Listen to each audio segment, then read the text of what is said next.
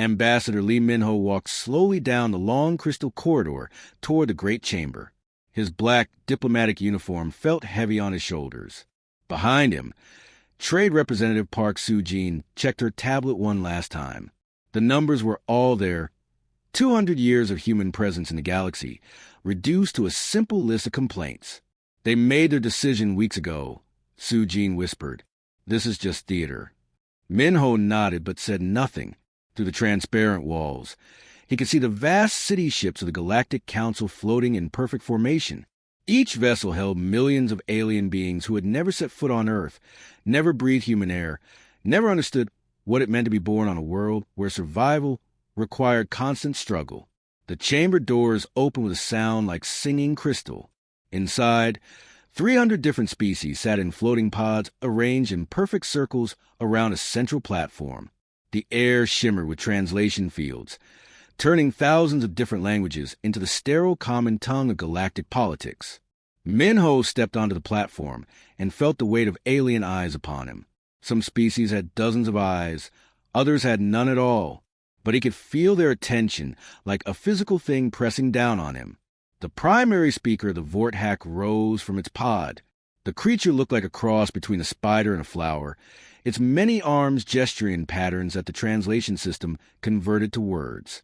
Human ambassador, the speaker began, its voice echoing strangely in the vast chamber. You stand accused by this council of crimes against galactic peace and stability. The charges scrolled across floating displays throughout the chamber. Minho read them without surprise. Excessive territorial expansion. Humans had claimed star systems faster than any species in recorded history. Unprovoked aggression. 3 trade wars and 2 military incidents in just 2 centuries. Dangerous unpredictability. A polite way of saying that humans did things other species found impossible to understand or control. The evidence is overwhelming, continued a representative from the Zen-3 Empire, its blue-scale face showing what might have been discussed. In 200 years, your species has caused more disruption than most caused in 2000. Other voices joined the chorus of condemnation. The peaceful Etherian spoke of human mining operations that stripped entire asteroid belts clean in decades rather than centuries. The proud Kytherian clans complained about human merchants who refused to follow traditional trading customs. The ancient Worldzingers accused humanity of expanding too fast to properly govern their colonies. Minho listened to it all without speaking. Every accusation was technically true. Humans did expand faster than other species thought wise. They did fight when diplomacy failed. They did have an annoying habit of finding solutions to problems that other species had simply accepted as unsolvable. Furthermore, the primary speaker continued, intelligence reports indicate that your species has been conducting unauthorized activities throughout the galaxy. Hidden research stations, unmarked mining operations, and classified military projects that violate multiple treaties. Behind Minho, Soo-jin made a small sound. Those reports were accurate, too, though the aliens clearly had no idea of the true scope of humanity's hidden activities. The Council has voted, the speaker announced. By unanimous decision, the species known as humanity is hereby exiled from all galactic territories, trade networks, and diplomatic relations. You have 72 hours to recall all human personnel and vessels from galactic space. The expected response would be pleading. Other exiled species had begged for mercy, offered tribute, promised to change their ways. Some had even threatened violence before being crushed by the combined might of the galactic fleet. Minho did none of these things. He simply bowed, a gesture that looked almost respectful. The Earth Republic acknowledges the Council's decision, he said calmly.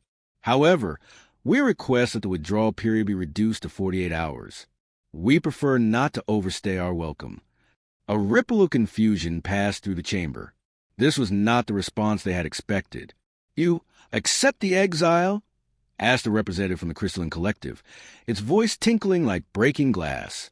Of course, Minho replied. The Council has made its position clear. Humanity is no longer welcome in galactic civilization. We understand completely. The primary speaker leaned forward on its platform. You show no distress at this decision?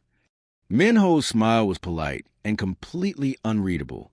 Your Excellency, My species learned long ago that the greatest opportunities often come disguised as the worst disasters. We thank the Council for this learning experience." He turned to leave, then paused. "Oh, and your excellencies? You might want to update your star charts over the next few years. Some of the territories you consider uninhabitable or worthless may be changing hands soon." As Minho and Su Jin walked from the chamber, the alien representatives sat in stunned silence. They had expected to crush a troublesome species, not dismiss what appeared to be a calm and grateful diplomat. Outside the chamber, Su Jin finally spoke. "They have no idea what they just did, do they?"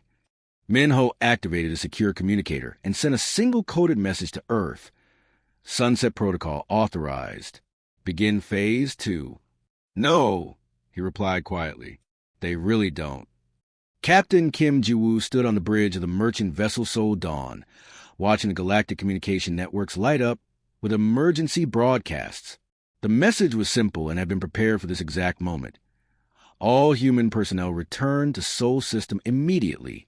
Sunset Protocol is now active. Ji-woo had been expecting this call for months. The political situation had been getting worse, and every human in space knew that Exile was coming. But what the aliens didn't know was that humanity had been preparing for this day for over 50 years. "Captain," called his communications officer, "we're receiving departure confirmations from stations throughout the sector. The numbers are much higher than expected." Ji-woo smiled grimly. Of course they were higher. The Galactic Council thought they knew how many humans were scattered across their territory. They were about to learn how wrong they had been. 3 hours after the official Exile announcement, the first surprises began appearing on alien sensor networks. In the Vega system, what the Zenthri had cataloged as a small human research station suddenly powered up massive engines and revealed itself to be a mobile platform the size of a city. Dr. Cho Doon supervised the evacuation of her modest scientific outpost, while her staff loaded decades' worth of carefully collected data about galactic shipping routes, resource deposits, and military installations. "Ma'am," one of her assistants reported, "the Zenthri patrol ships are demanding an explanation for our true facility size." "Tell them," Doon replied calmly, "that they never asked the right questions." In the Kepler belt, Engineer Bay So-young watched as hidden mining platforms emerged from hollow asteroids where they had been operating undetected for 20 years. Massive cargo ships that officially didn't exist began loading rare elements worth more than the annual budgets of most alien worlds. The Crystalline Collective had assumed the asteroid field was empty space. Their sensors had never penetrated the clever camouflage that made human installations invisible to most galactic scanning technology. Now, as ship after ship emerged from what looked like empty rock, the aliens realized they had been sharing their territory with neighbors they never knew existed.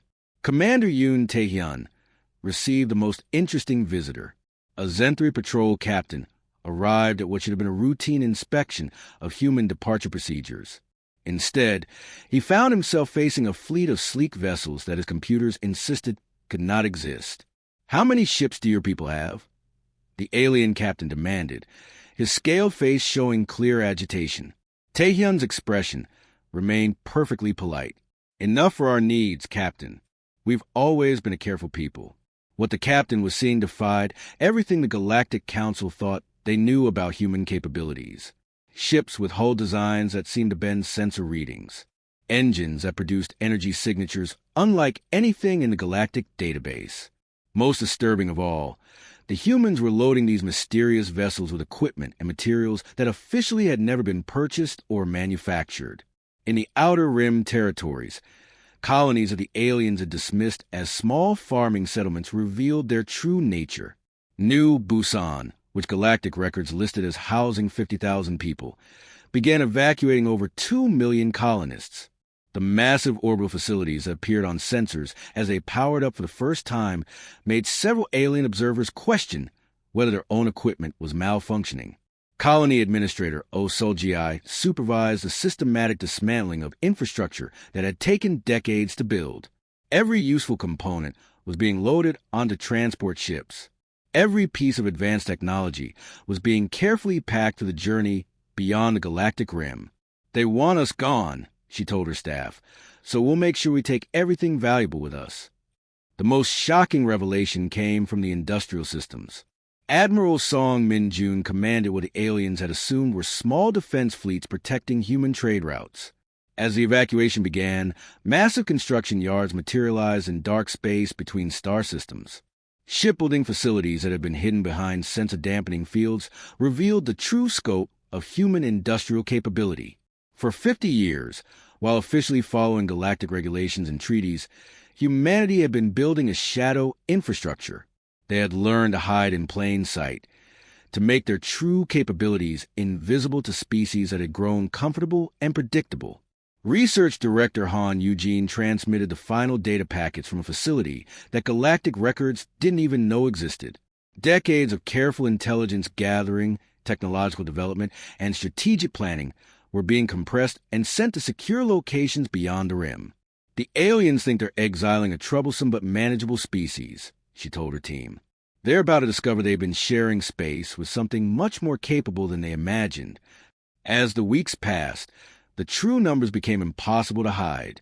What should have been a simple evacuation of a few 100,000 humans turned into the largest population movement in galactic history. Millions of people emerged from hidden colonies, research stations, and industrial platforms that had never appeared on any official registry. The alien governments watched in growing alarm as humanity revealed asset after asset, facility after facility, capability after capability that they had somehow kept secret for generations. The species they had voted to exile wasn't the small, manageable problem they had expected. Captain Jiwoo sent his final transmission to the Galactic Council as his fleet prepared to jump beyond the rim. Thank you for the opportunity to start fresh. We'll make good use of it. The aliens were beginning to suspect they had made a terrible mistake, but it was far too late to change their minds. Dr. Lim Jae-min stared at the holographic star map floating above his desk, still unable to believe what they had discovered. 8 years had passed since humanity's exile from galactic space, and what they found beyond the rim exceeded every dream and projection. The archaeological team has confirmed it, reported Research Director Han Eugene as she entered his laboratory. The ruins on Kepler 442b are definitely artificial. We're looking at the remains of civilization that mastered technologies the current galaxy can't even imagine. Lim nodded, highlighting another system on his map. Red dots marked human colonies.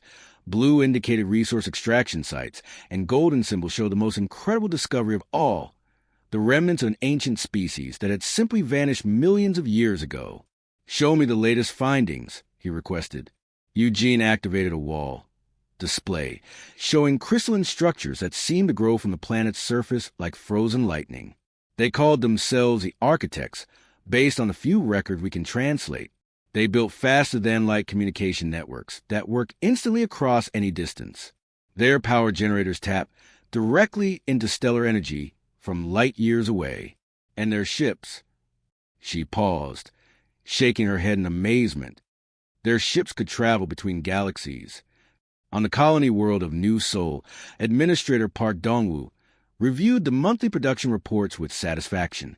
What started as a desperate refugee settlement now housed over 5 million people and produced more advanced technology than most galactic core worlds. The orbital shipyards are ahead of schedule, his assistant reported.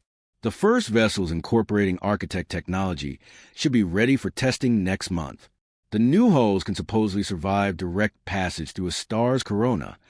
Dongwoo smiled. When the Galactic Council had exiled humanity, they probably imagined desperate refugees struggling to survive on barren worlds. Instead, humans have found a playground of empty star systems rich with resources and peppered with the greatest archaeological treasures in known history. The speed of human expansion shocked even their own leaders. Without alien committees questioning every decision, without environmental impact studies that took decades to complete, without territorial disputes over who owned what empty space, human ingenuity had exploded across the new frontier. Engineer-based Soyoung supervised the construction of humanity's largest industrial complex in the Proxima Expansion Zone. Massive automated factories processed raw materials extracted from entire asteroid belts. Manufacturing facilities that incorporated reverse-engineered architect technology produced goods that would have seemed impossible just 10 years earlier. The new gravity generators are working perfectly, she reported to the Colony Council.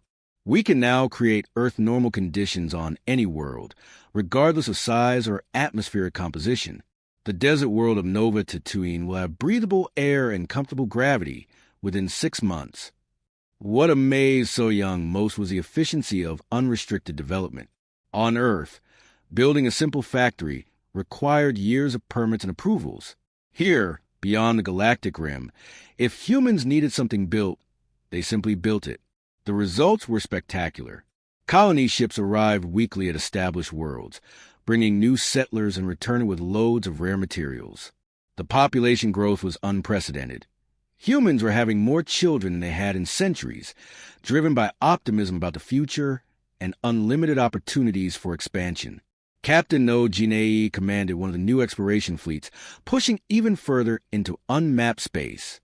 Her ship, the New Horizon, incorporated architect navigation technology that could chart entire star systems in hours rather than years. We've discovered 17 more habitable worlds this month, she reported to Fleet Command. 3 show signs of architect ruins. The others are completely untouched, perfect for colonization.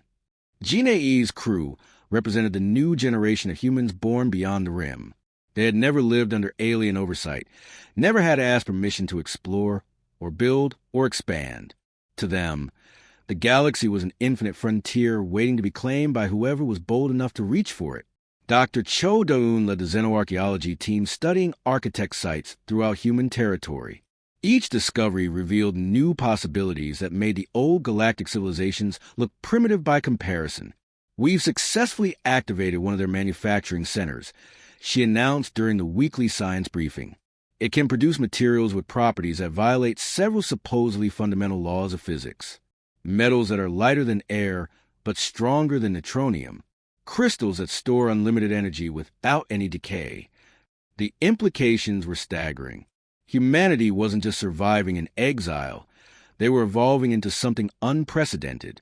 Access to architect technology, combined with human adaptability and unrestricted development, was creating a civilization that bore little resemblance to what they had been within galactic space. Admiral Song Min-jun reviewed the strategic reports from the outer colonies. Human territory now encompassed more star systems than they had accessed during 2 centuries of galactic membership.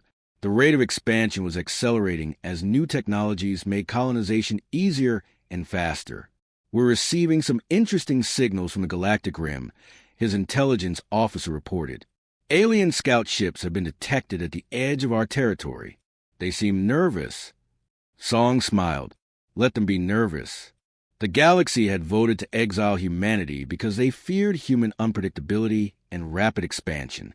Now, freed from the constraints of trying to fit into someone else's civilization, humans had become something the galaxy couldn't have imagined in their worst nightmares. The exile had been intended as punishment. Instead, it had become humanity's greatest gift. Admiral Song Min-jun stood on the bridge of the New Sol, watching the familiar stars of the galactic rim appear on the view screen. 22 years had passed since humanity's exile, and the ship that now carried him back bore no resemblance to the vessels that had departed decades ago. The hull seemed to shimmer with an inner light, incorporating architect technology that bent space around the vessel. Energy readings that would have powered entire galactic battle fleets now flowed through systems the size of briefcases. Most importantly, the ship moved through space in ways that made traditional physics look like children's toys. Alien Patrol detected, reported Captain No Jinei from the navigation console. Zen 3 configuration. 3 vessels approaching our position. Song nodded calmly. This encounter had been expected, even planned for. Open communications. Let's see how much they remember about their old neighbors. The Zen 3 Patrol commander appeared on screen, his blue scale features showing the typical arrogance of a species accustomed to bullying smaller civilizations. Behind him, Song could see the cramped bridge of an outdated warship that looked primitive compared to human technology. Unknown vessel, you're entering restricted galactic space, the alien announced. Identify yourself immediately or face immediate destruction. Song smiled politely. This is Admiral Song Min Jun of the Human Colonial Alliance vessel New Seoul. We are conducting peaceful exploration in unclaimed territory. The Zenthari commander's expression shifted from arrogance to confusion. Human? That's impossible. Your species was exiled decades ago. These territories are under Zenthari protection. I'm afraid there's been a misunderstanding, Song replied. Our records show this region was unclaimed when we arrived. We filed all proper territorial documentation with the appropriate galactic authorities. On his private channel, Song heard Jinei suppress a laugh.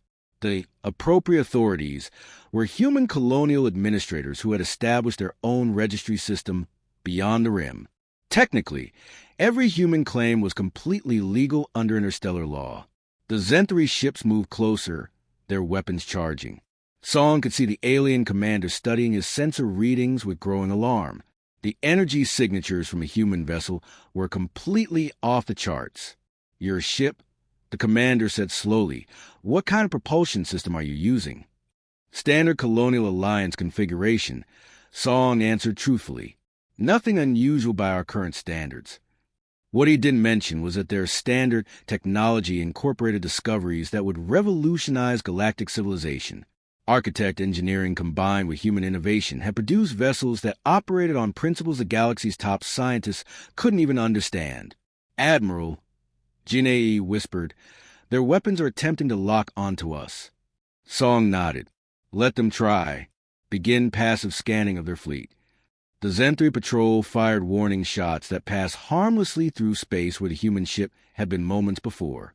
The New Seoul simply wasn't there anymore, having shifted slightly out of normal space-time to avoid the primitive energy beams. How did you do that? The alien commander demanded. Do what? Song asked innocently. Behind the scenes, his ship's systems were conducting deep scans of the Zenthari vessels, analyzing their technology, and finding it decades behind even the simplest human civilian craft. The aliens were still using fusion reactors, while humans had moved to zero-point energy extraction. Their computers process information at speeds that human children's toys surpassed. I'm transmitting a message to the Galactic Council, Song announced. Please inform them that humanity wishes to express our gratitude for their previous decision. The exile was exactly what we needed. The Zenthari commander stared at him in disbelief. Gratitude? You were cast out of civilized space. Indeed, Song agreed cheerfully, and it was the best thing that ever happened to us. We've learned so much during our time away, made so many new friends, discovered such interesting places. As if summoned by his words, more human ships began appearing throughout the system, not through hyperspace jumps or wormhole travel, but through some method that made them simply materialize from empty space. Each vessel radiated power signatures that dwarfed anything in the galactic fleet. The alien patrol was now surrounded by technology they couldn't understand, operated by a species they thought they had eliminated. The fear in their voices was unmistakable as they called for reinforcements that would prove equally inadequate. Please don't misunderstand our presence. Song continued in the same friendly tone. We're not here to cause trouble. We're simply exploring the neighborhood, checking on old friends, updating our star charts. The galaxy has grown so much since we left. Captain Kim Do-hyun, commanding the escort vessel Harmony, opened his own communication channel. Admiral, we're detecting massive alien fleet movements throughout the sector. Word is spreading quickly. Song expected this reaction. The galaxy that had voted unanimously to exile humanity was about to learn that their former problem had grown into something far beyond their worst nightmares. Zenthari Commander, Song said formally, please convey our respects to the Galactic Council. Inform them that the Human Colonial Alliance would be pleased to discuss establishing formal diplomatic relations. We have so much to share with our old neighbors. The alien vessels fled toward the galactic core, carrying news that would shake the foundations of known space. Behind them, human ships continued their systematic survey of territories that officially belonged to species who no longer had the power to defend them. The exile had ended, but not in the way anyone had expected. Ambassador Kong Hai-1 walked through the same crystal corridors where humanity's exile had been declared 25 years earlier.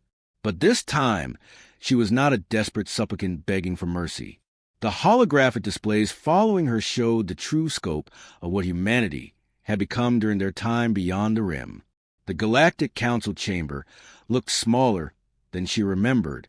The same floating pods held representatives from 300 species, but now their alien faces showed fear instead of arrogance. Behind them, emergency session displays showed reports flooding in from across the galaxy, human ships appearing simultaneously in dozens of systems, not as invaders, but as a demonstration of power that made the old galactic fleet look like toys. Prime Speaker Vextal of the Vorthack delegation leaned forward as Hai-1 took her place on the central platform. The spider-like alien's translator rendered its nervous clicking into words. Ambassador, this council demands an explanation for your species' unauthorized presence in galactic space. Hai-1 smiled politely and activated her presentation system. Three-dimensional star charts filled the air above the assembly, showing territories that stretched far beyond anything the galactic civilizations had ever imagined possible. Honored representatives, she began, the Human Colonial Alliance wishes to establish formal diplomatic relations with the Galactic Council. We come today to discuss terms for peaceful coexistence. Terms? Interrupted a Zenthri representative, its blue scales darkening with anger. You were exiled. You have no right to demand anything from this council. Demand? Hai-1's voice remained perfectly calm. I believe there's been a misunderstanding. We're not demanding anything. We're offering an opportunity.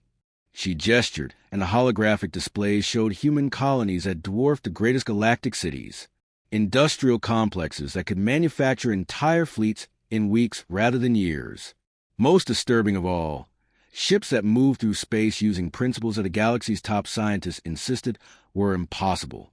During our exile, Hai-1 continued, we discovered that the universe is much larger and more interesting than galactic civilization imagined. We've learned from civilizations that existed millions of years before your species ever looked at the stars. Dr. Lim Jae-min's image appeared in the chamber, broadcasting from the Alliance capital of New Seoul. Our archaeological teams have recovered technologies that make current galactic standards appear primitive, faster-than-light communication that works instantly across any distance, power sources that tap directly into stellar energy, manufacturing systems that can create materials with impossible properties. The alien representatives sat in stunned silence. Every human claim was supported by sensor readings and technical data that their own experts couldn't dispute. The species they had exiled hadn't just survived. They had evolved into something unprecedented. Furthermore, President Kim Do-hyun's hologram materialized beside the displays. We've established territorial claims throughout regions your species consider uninhabitable. Dead systems, radiation zones, areas too dangerous for galactic exploration, all perfectly suitable for human colonization with the right technology. Colony Administrator Park Dongwoo added his report from the outer territories. Current human population beyond the rim exceeds 50 million across 200 star systems. Industrial output surpasses the combined manufacturing capacity of the galactic core worlds. We estimate our technological advantage will continue growing exponentially. The implications were staggering. Humanity hadn't just survived exile. They had used it to become the dominant force in their region of space. More importantly, they had done it without violating a single galactic law, since their territories were officially unclaimed when they arrived. This is impossible, declared the Crystalline Collective representative, its voice tinkling with distress. No species can expand that quickly. No technology can advance that rapidly. You're correct about galactic species, Hai-1 agreed. They can't expand that quickly because they're bound by committee decisions, environmental regulations, and territorial disputes that take centuries to resolve. They can't advance that rapidly because they're limited by the assumptions of current scientific understanding. Admiral Song Min-jun's tactical analysis appeared on the displays. Human expansion continues at an accelerating rate. We estimate that within 50 years, human territory will encompass regions larger than the entire current galactic civilization. Within a century, we expect to have colonies in neighboring galaxies. The fear in the chamber was now palpable. The aliens had created their worst nightmare by trying to eliminate what they saw as a minor problem. In attempting to exile humanity, they had accidentally forced them to become something far more dangerous than they had ever been within galactic space. "What do you want from us?" the primary speaker finally asked, its translator struggling with the creature's obvious distress. "Peaceful coexistence." High One replied simply, "We're willing to share certain technologies, maintain limited trade relations, and coordinate on matters of mutual interest. We're not here to conquer or destroy. We're here to inform you of the new reality." She paused, looking around the chamber at faces that had once voted unanimously to cast humanity into the void. 25 years ago, this council decided that humanity was too dangerous to remain in galactic civilization. Today, we're voting to accept you as neighbors, if you choose to be peaceful ones. The final transmission came from the Alliance home fleet, positioned just beyond the galactic rim. Hundreds of vessels that incorporated technologies the galaxy couldn't understand, commanded by a species that no longer needed anyone's permission to exist among the stars. "Thank you," High One concluded, "for teaching us that we never needed your approval to become extraordinary.